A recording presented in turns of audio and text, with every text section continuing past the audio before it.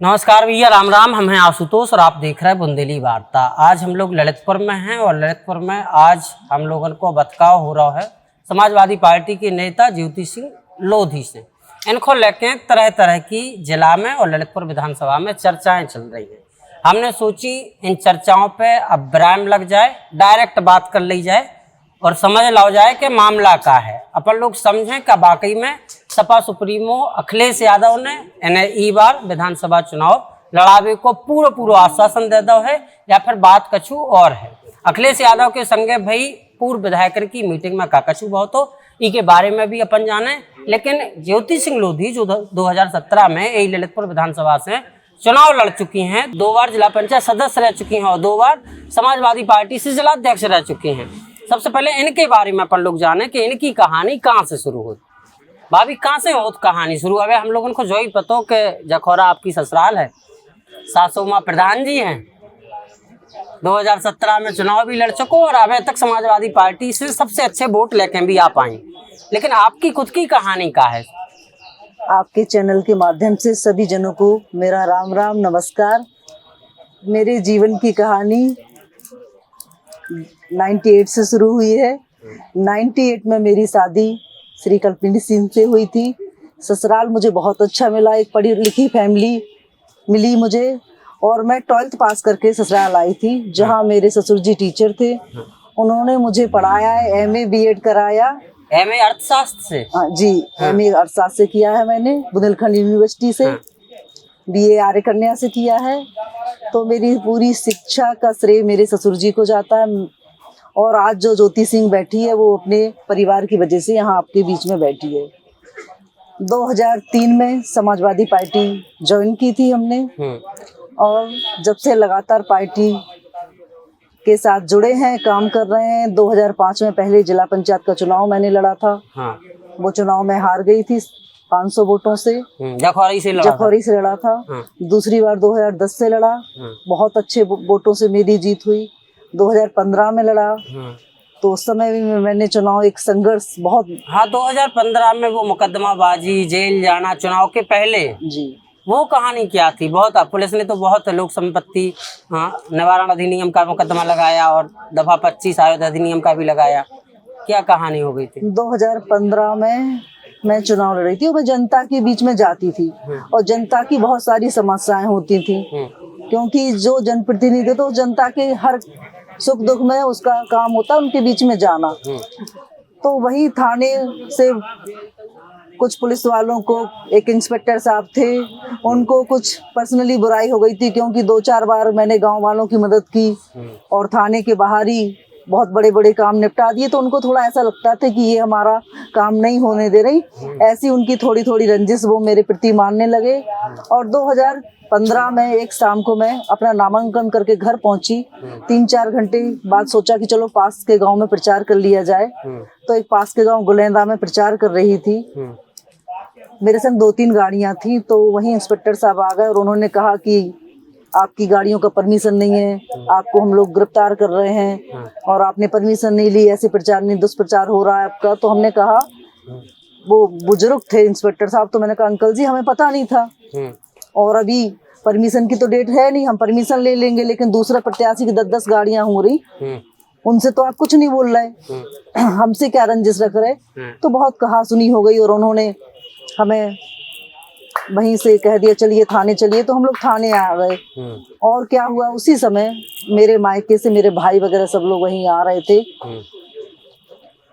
तो वो लोग भी साथ हो लिए। गांव वालों को पता चला गया तो गांव वाले भी इकट्ठे हो गए। तो 8 से 10 हजार लोग हम लोग थाने पहुंच गए। हाँ, 10 हजार की जनसंख्या थाने पहुंच गई थी।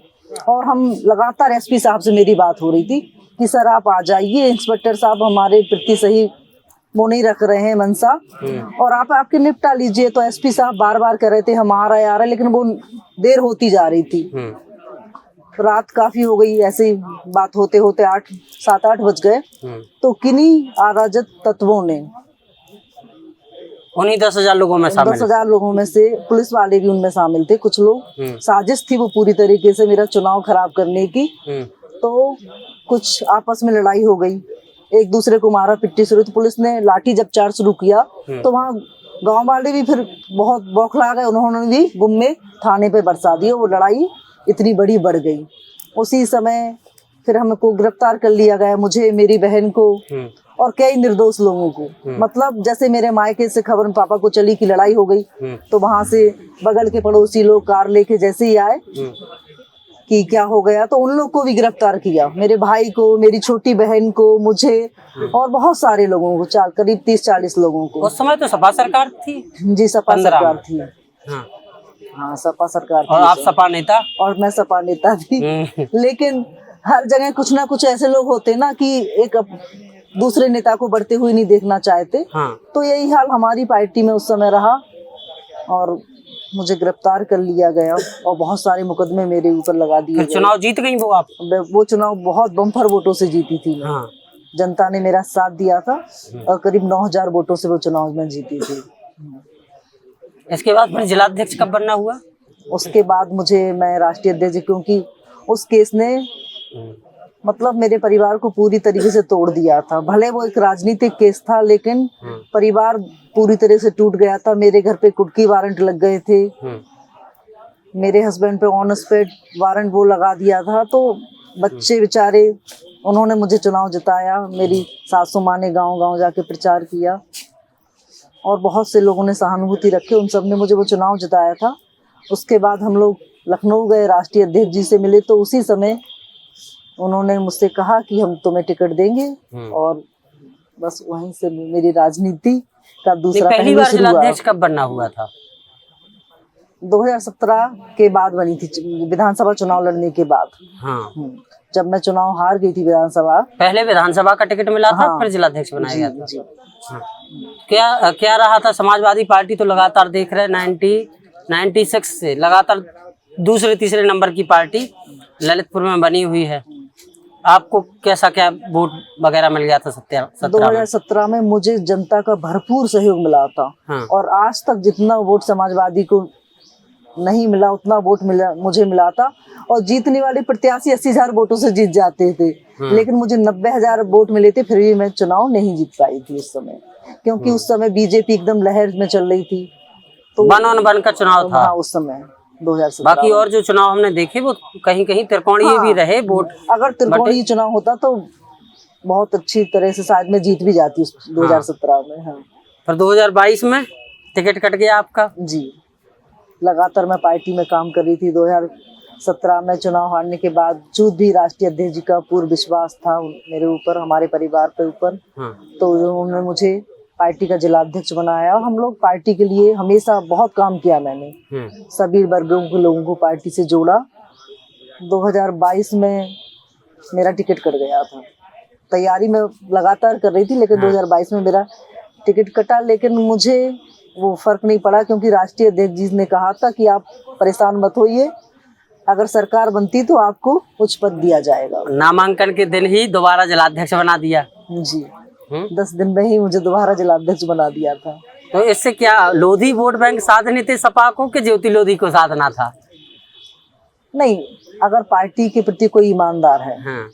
हमारी पार्टी में शुरू से आदरणीय नेताजी ने अपने कार्यकर्ताओं का बहुत सम्मान किया है। अगर पार्टी के प्रति कोई ईमानदार है तो पार्टी हमेशा उसे सम्मान देती है। ये समाजवादी पार्टी की बहुत अच्छी बात है। नहीं, जिनको 22 में समाजवादी पार्टी ने टिकट दिया था वो बसपा से विधायक बने थे। वो भाजपा में थे, सुनने में ये भी भाजपा में तो थे वो। जी जी। हाँ, कुशवाहा जी, रमेश कुशवाहा जी, तो वो भाजपा में थे। तो सम्मान कहाँ? सपा के ही किसी कैडर को यदि टिकट मिलता तब तो ये बात आपकी मान ली जाए। उस समय सभी दूसरी पार्टियां समाजवादी पार्टी में शामिल हुई थी और उन्होंने कुछ शर्तें रखी थी कि हमें टिकट दिया जाए, और हमें भी लग रहा था कि हमें कैसे ना कैसे सरकार बनाना है। और रमेश भाई साहब की अच्छी छवि थी, पूर्व विधायक रह चुके थे, इसलिए राष्ट्रीय अध्यक्ष जी ने उन्हें टिकट दे दिया था। उसके बाद फिर रमेश भाई साहब ने समाजवादी पार्टी का कितना साथ दिया चुनाव हारने के बाद? करीब 1-1.5 साल रहे और फिर वो पार्टी छोड़ के चले गए। कहाँ? बीजेपी वापस भाजपा से आए थे और भाजपा में जी चले गए जी। अब जो अभी बैठक हुई 2 महीने पहले, 1.5 महीने पहले, पूर्व विधायकों की जो पहले अच्छी फाइट कर चुके हैं, उसमें आपको भी बुलाया गया था। एक आश्वासन ये है, जो भी हमने सपा नेताओं से बुंदेलखंड के बात की है ऑफ कैमरा उन सबका कहना ये है कि ज्योति लोधी को ही आश्वासन मिला है पूरे बुंदेलखंड में कि जाओ तुम्हें इस बार चुनाव लड़ाया जाएगा।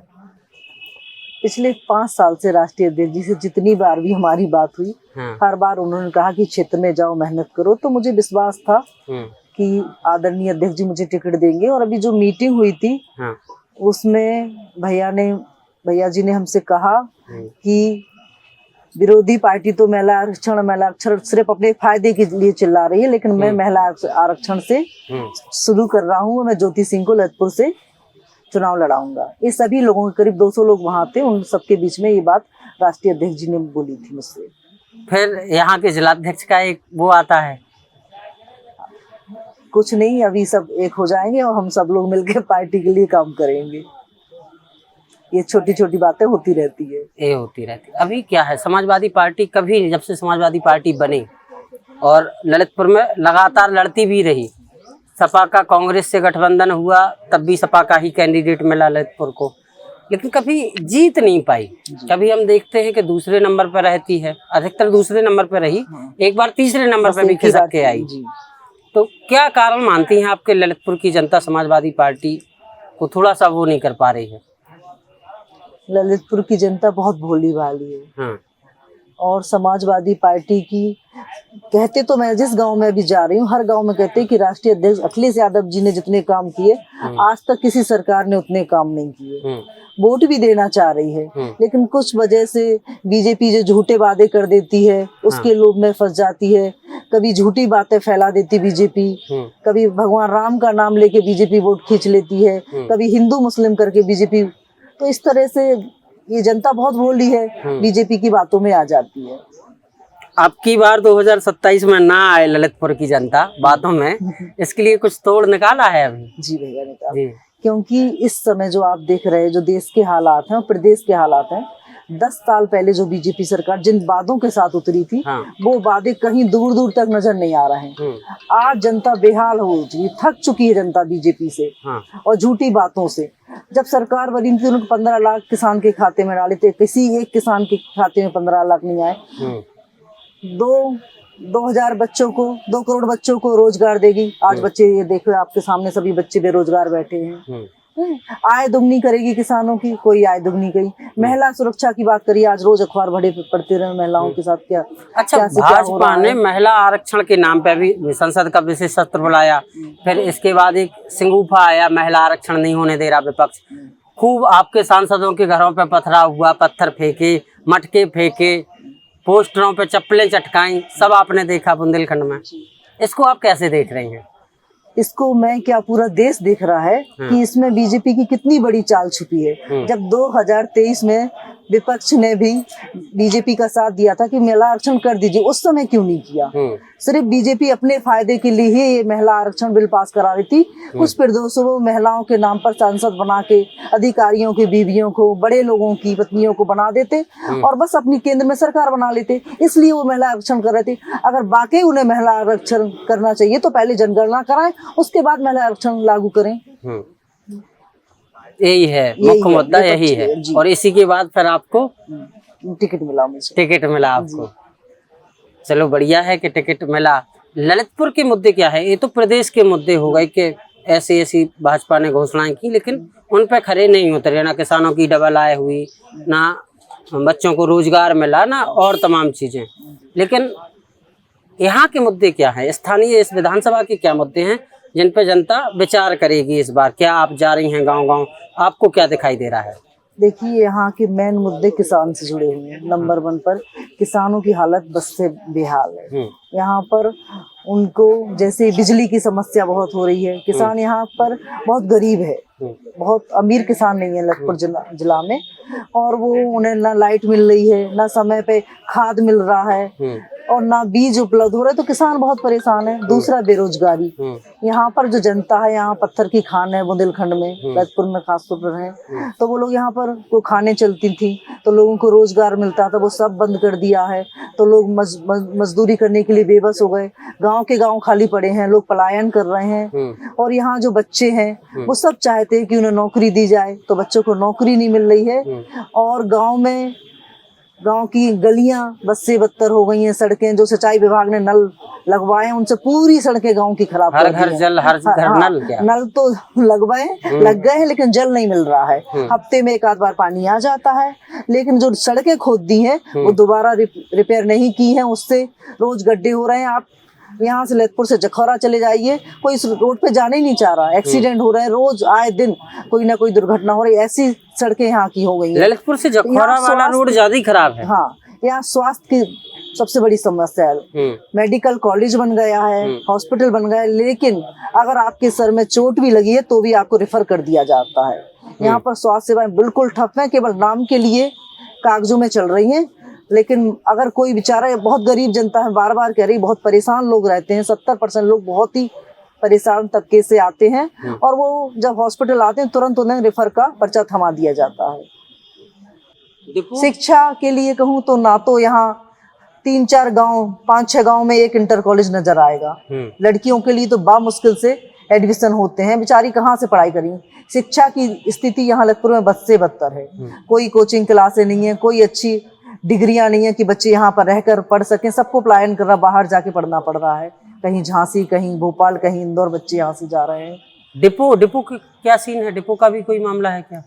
डिपो बनाया गया था ललितपुर में। हाँ, डिपो बना, चालू हो पाया? नहीं, चालू नहीं हो पाया अभी।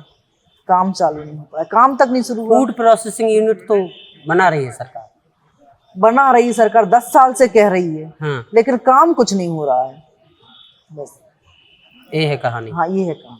यहाँ की सिटी की क्या समस्याएं समझ में आ रही है? ललितपुर शहर जो खास है, बिजली की सबसे बड़ी समस्या। हाँ। गांव के लोग तो बड़े बड़े घरों में रहते हैं, आंगन में चले जाते हैं रात को, लेकिन शहर की स्थिति इतनी खराब। आए दिन आप देखिए, आए दिन लोग सड़कों पर बैठ जाते हैं, रात भर लाइट नहीं आ रही है। गर्मी कितनी ज्यादा हो रही थी, तो मतलब बच्चों को लेके लोग सड़कों पर बैठे, गलियों में बैठे, पूरी रात ऐसे ही गुजर रही है।